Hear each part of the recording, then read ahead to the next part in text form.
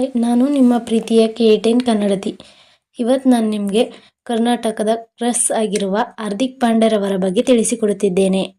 ಹಾರ್ದಿಕ್ ಪಾಂಡ್ಯ ಅವರು ಒಬ್ಬ ಭಾರತೀಯ ಅಂತಾರಾಷ್ಟ್ರೀಯ ಕ್ರಿಕೆಟರ್ ಆಗಿದ್ದು, ಆಲ್ರೌಂಡರ್ ಆಗಿ ಬಲಗೈ ಮಧ್ಯಮ ಕ್ರಮಾಂಕದ ಬ್ಯಾಟ್ಸ್ಮನ್ ಮತ್ತು ವೇಗದ ಮಧ್ಯಮ ಬೌಲರ್ ಆಗಿ ಆಡುತ್ತಾರೆ.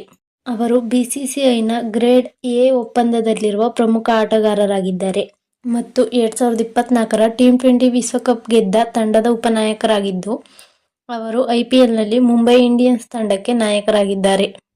ಇವರ ಪೂರ್ಣ ಹೆಸರು ಹಾರ್ದಿಕ್ ಹಿಮಾಂಶು ಪಾಂಡ್ಯ. ಅಕ್ಟೋಬರ್ 11, 1993ರಂದು ಜನಿಸಿದರು. ಇವರ ಪಾತ್ರ ಆಲ್ರೌಂಡರ್. ಬ್ಯಾಟಿಂಗ್ ಶೈಲಿ ಬಲಗೈ ಮಧ್ಯಮ ಕ್ರಮಾಂಕದ ಬ್ಯಾಟ್ಸ್ಮನ್.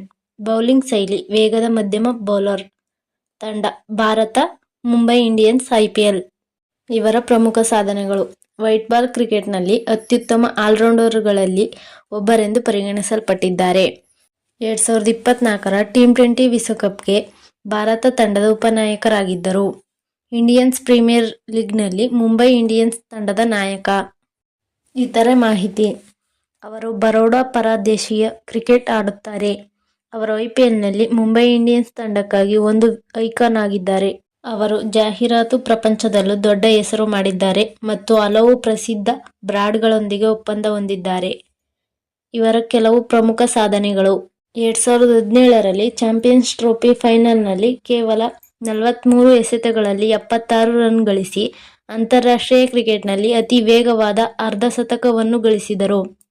ಅವರು T20I ಕ್ರಿಕೆಟ್ನಲ್ಲಿ 1000 ರನ್ಗಳ ಮತ್ತು 100 ವಿಕೆಟ್ಗಳ ಡಬಲ್ ಸಾಧನೆ ಮಾಡಿದ ಮೊದಲ ಭಾರತೀಯ ಆಟಗಾರನಾಗುವ ಹಾದಿಯಲ್ಲಿದ್ದಾರೆ. ನೀವು ನನ್ನ ವಿಡಿಯೋಸ್ ನೋಡಿದ್ದಕ್ಕೆ ಧನ್ಯವಾದಗಳು.